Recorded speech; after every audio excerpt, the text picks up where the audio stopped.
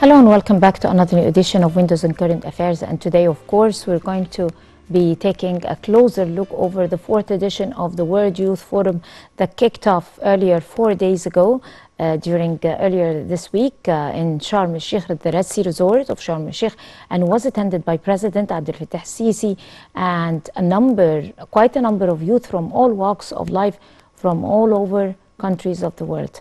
Of course, we're going to be stopping at the most important highlights and focusing over the first World Youth Forum that is held after, of course, the pandemic. And of course, amidst what's happening worldwide, when there is shutdown in most of the world countries, here in Egypt, it's healthy, it's safe, and it's a resorted open area where the conference or the forum was held, and events took place beautifully. Until this very moment we're talking, the closing ceremony was held.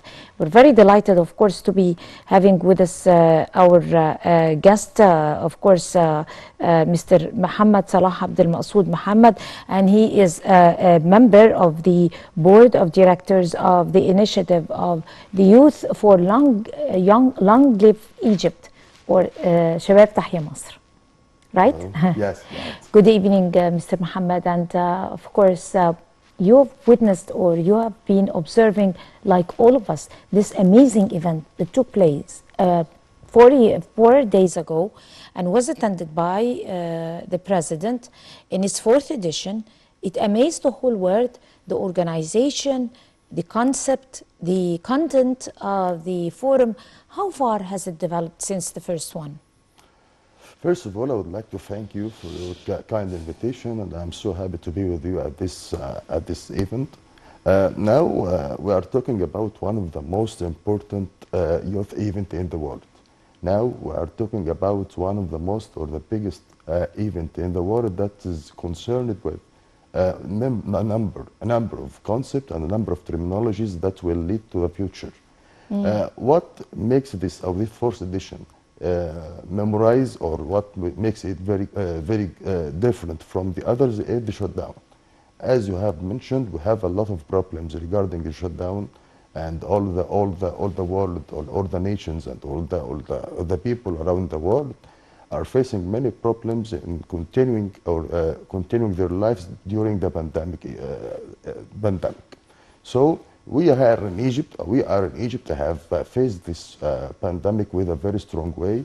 We have faced it in a very effective way, and we have made a very rich and a very strong experiment that should be exported to the other nations worldwide. In the other world, or in the West world, in Europe and in America, their only main question was how Egypt is still going inside this without shutting down its factories, without shutting down its markets. The people and the healthcare systems has not collapsed like what happened in America and in West Europe, and this was a clear question about the world. This question leads to the importance of this forum or this platform, and that makes it very important for Egypt and for the world in the same time. What makes it different from the other editions is that now we have a national experiment, we have a national capabilities, we have a national dialogue, we have a national experience that we gain from facing this pandemic. Many great nations and many great countries failed to go through this pandemic like what happened in Egypt. And we have all seen what happened in the markets of America and the markets of West Europe. Here in Egypt, we don't face problems like this. So we have a rich experience. We have a rich experience that we should to distribute among the people. This is what makes this event and makes this platform is different from other editions. Of course, this platform is definitely, by all means and by all measures, is different from other worldwide platforms, in the sense of it is empowering and enforcing youth, which did not happen before, not only in Egypt but also worldwide. Yes. bringing about new concepts, bringing about new initiatives, opening horizons for the discussion.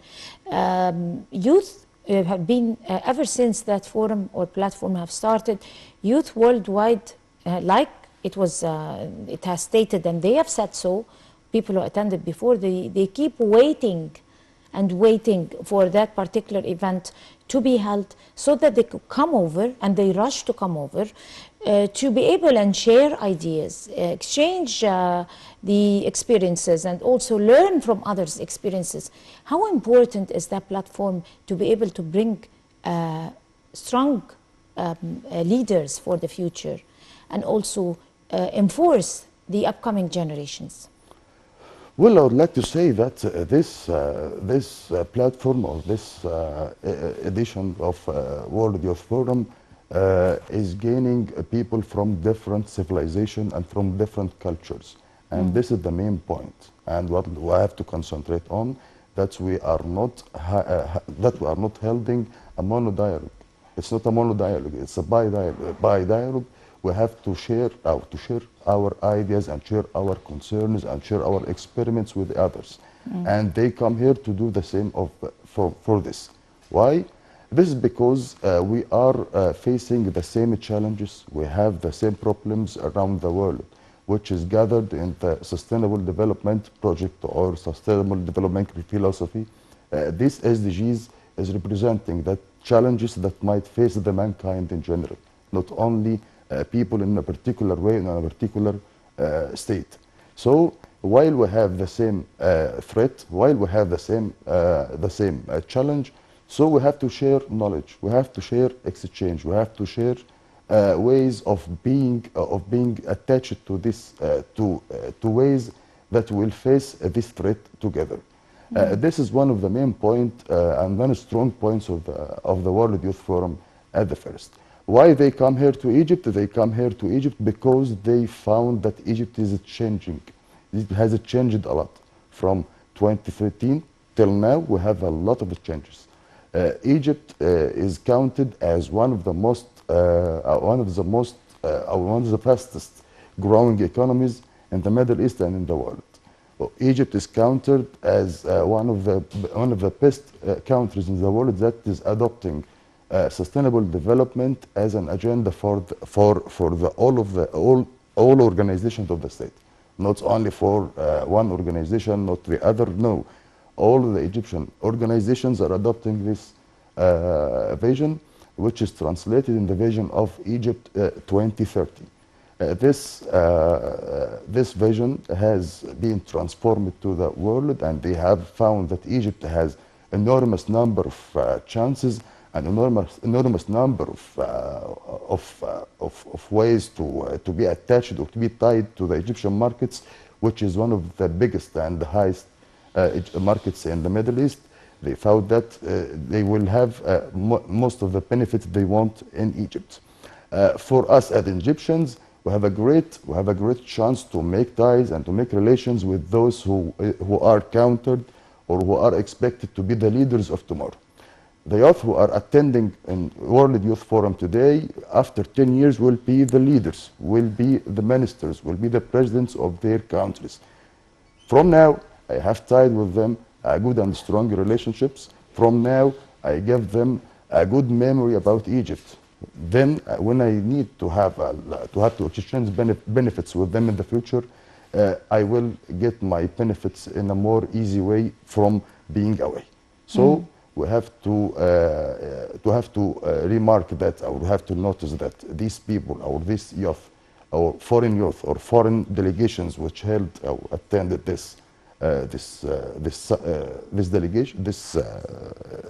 forum is very important for exchanging civilization, exchanging ideas, and also for the future benefits. Let's move on to the topics that were chosen for this edition of, or the fourth edition of the WIF. Of course, the topics, of course, had to be suitable for the timing of that we're living in, and also because of the situation the whole world is going through, and because of the developments and how the world have changed after the pandemic became the topics were remarkable because the choice of the topics was very selective also, in the Yes. sense that it was suitable and logic with all the experiences or all the phase that the whole world have gone through after the pandemic. Yes. Now about the discussions or the topics of this forum, I would like to mention that they are all derived from sustainable development, as we have mentioned before. But the new is how to cope up with the changes that happened because of the pandemic. And this was the most effective, or the most prominent feature of this edition. We all saw the talking and the discussions held. They were all concentrating, or they are talking about how to learn, distant learning, about e-commerce, about e-government, how to live aside or apart from each others and exchanging benefits, about the trade. So the topics was really tied to our daily activities, not only for political needs or political trends. No, it's for humans. It's for Like what? Like what? Like learning, like health. Well, how to have systems of health, a system of health stable, and have the system of learning stable. How to use or how to convey the message through internet. How to have an infrastructure, a strong infrastructure in telecommunications and ICT. How to have a strong programs regarding e-commerce, how to have strong relations regarding e-government, and now we have many transformations is happening in Egypt now in these fields. We have a transformation in digital transformation. We have a transformation in economical transformation. We have many transformations that are based on these courses and based on these topics. To share this knowledge or to share these ideas between people and between the youth, we have to share them in such events or in such occasions to convey the message, to give them the opportunity to know. While you know, you will act. Without knowing, you won't act. Then you have to know, then you have to act, and then you will do this in your life. Right, and as we all know that we were giving our viewers minute by minute full coverage of the 4-day event that took place in Sharm el-Sheikh, and our correspondents were giving us their interviews and their reporting from there minute by minute, like I earlier said. Here is one of the interviews by one of our correspondents, Hani Saif, who conducted this interview with Marie Polenska, the PhD candidate, University of Lodz, Poland, from Sharm el-Sheikh, the WYF.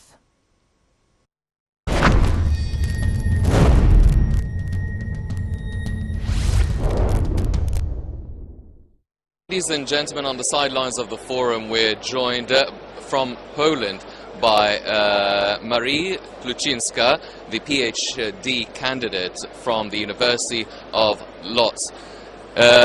Ms. Plucinska, thank you very much for talking to Nile TV.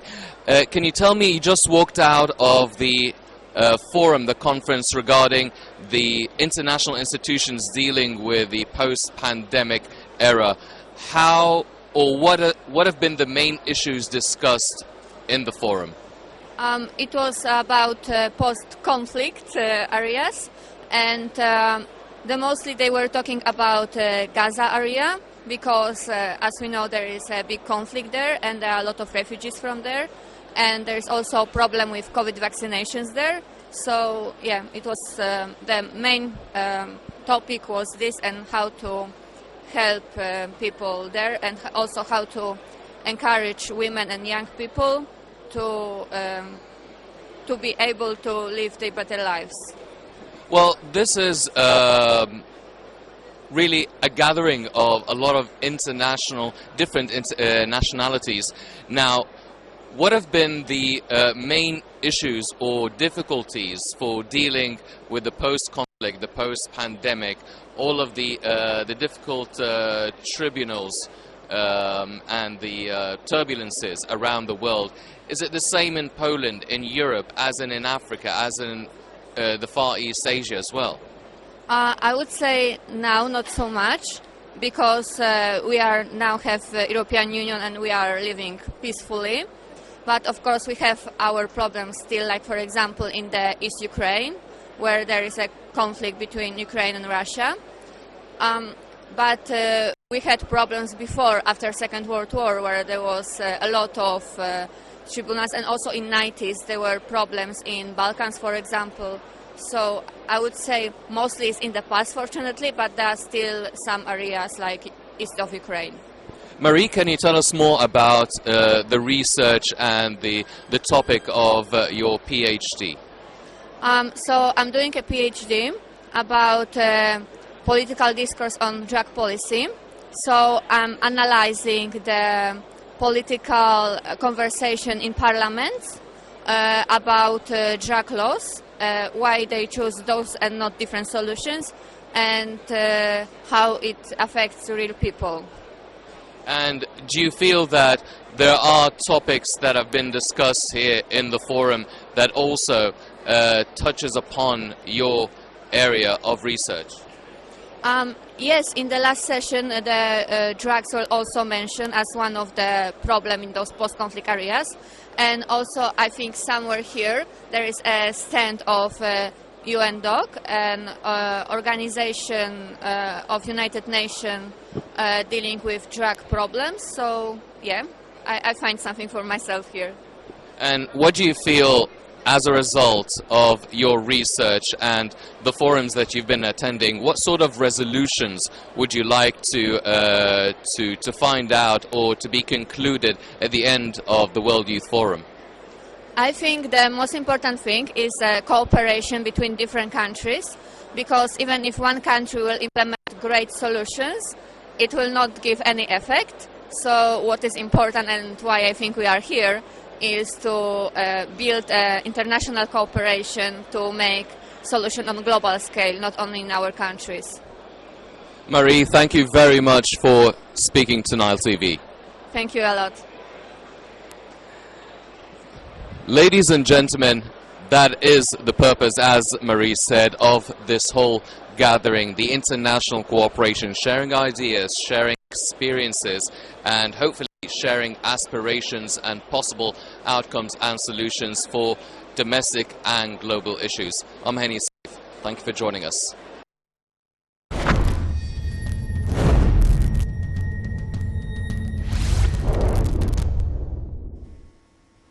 Welcome back, and as we're still resuming our chat here and taking a closer look over the most important highlights that took place in the 4th edition of the WYF. Mr. Mohamed, what do you think are the most important or pressing challenges that are faced, that youth are facing now? The youth now in Egypt and all over the world have many challenges to face. But the most important of them here in Egypt, exactly, which is the procedures. We have a lot of procedures to be engaged in any new project, in any project that's tied to the sustainable development, to the renewable energy, to reusing water. All of these new fields, it has to be full of youth, and should be managed by youth, and should be managed by youth. But for sure, there is a trend in the country to give our youth this opportunity. But about the procedures, we have a lot of procedures that confirm that don't allow them to do this.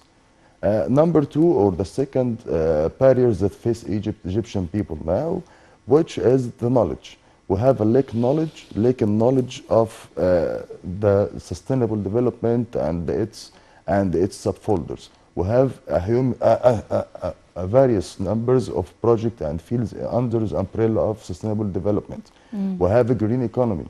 We have blue economy, green economy, which is concerned with agriculture and reusing water. We have and using environmental or using processes and tasks in a friendly, environmentally friendly.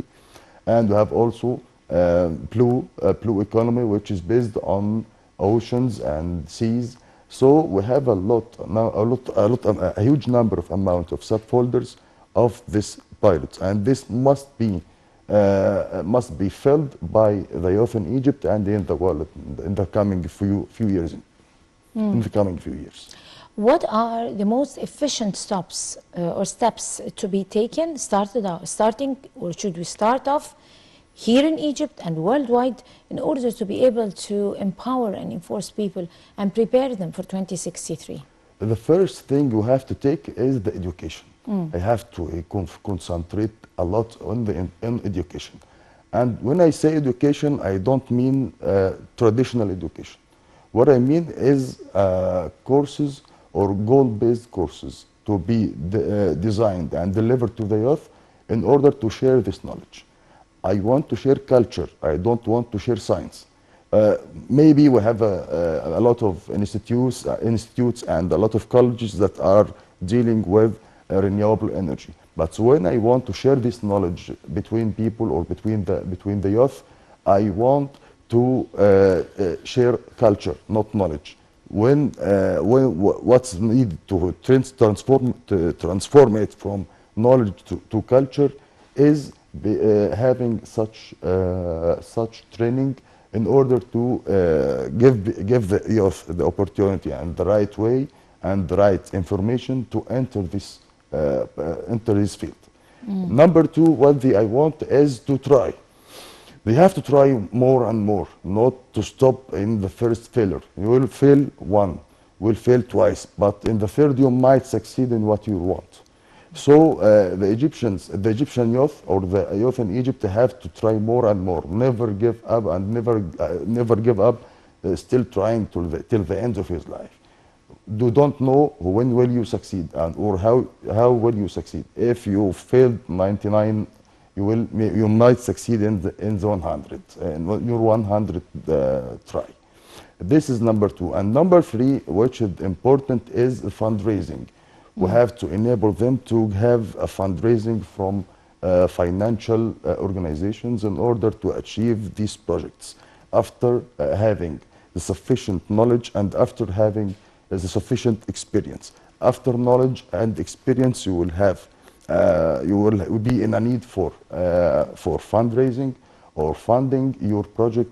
When you have the three steps in, consequently you will succeed in your project in these fields. One of the very dangerous challenges that is also posed before youth is extremism and terrorism. And we've known some militant groups and some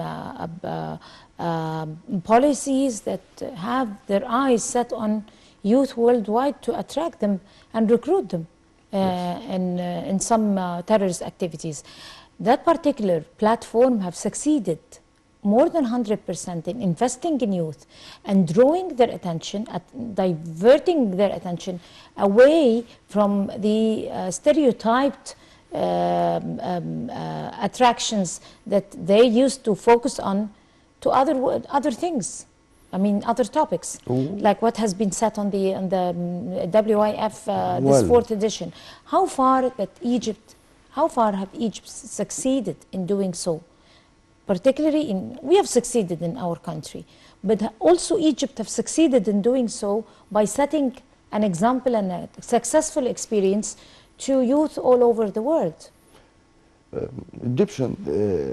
Egyptian government and Egypt have taken many steps in order to adopt their youth and regaining and helping them and to improve their qualities and qualifications, and to have to know. This was because we have two revolutions in the last 10 years, and the two revolutions were because of the youth. The youth was not able to understand. The youth was not in the center of concerns of the Egyptian government in the past. So after 2013 revolution, I think we have a president and we have a government that have taken the youth in Egypt into its concern, and let's say it's the first concern. It's the first important concern for the President Abdel Fattah al-Sisi and for the governments in Egypt. How it come? It comes from, first of all, from the national projects and impacting, involving our youth, the Egyptian youth, on these projects. Our youth who are working on this project and implementing this in the land. They saw by themselves that their country is changing, that Egypt is listening to them, that Egypt gave them the opportunity to grow and to know and to learn. This was not available before 2013. The second thing what happened it was the what we call it NTA, National Training Academy, and this is a very prominent organization that is that's mission and that's goals is to prepare the youth for leading. You all the youth had the dream, but what you have done to reach your dreams, you don't have done anything. You don't do anything. So you have to be, first of all, learned. You have to be trained. You have to be learned. You have to be trained.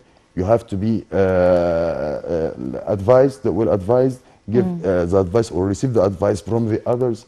All of these actions are doing new National Training Academy. And finally, we will reach to the level of World Youth Forum. And this is as a result for the past two levels for training or for dealing with youth in Egypt. Right, and we're going to go to a short break and we'll come to continue in a few moments, so stay with us.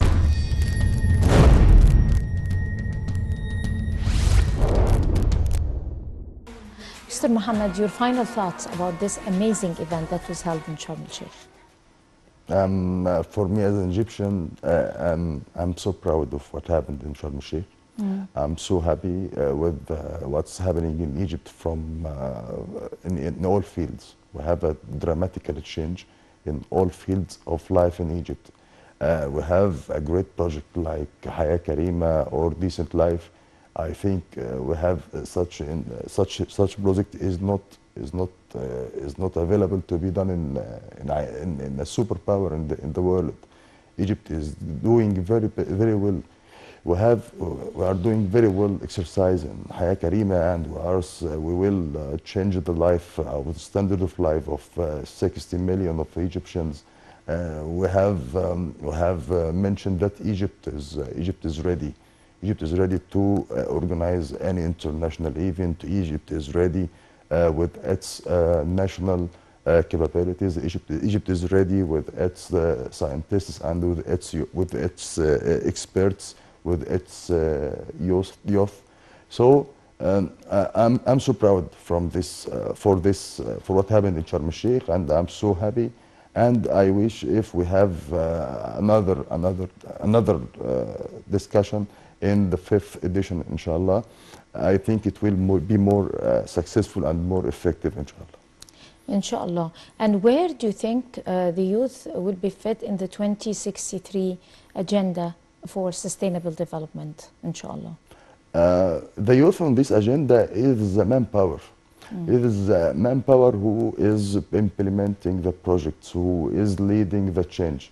They are doing the change they are needed. Those who are building new cities or 4G cities are the youth. Those who are implementing new roads and the new corridors in Egypt and in Cairo and all over Egypt are youth. And those who are making the projects of the renewable energy and renewable projects of reusing the water resources are the youth.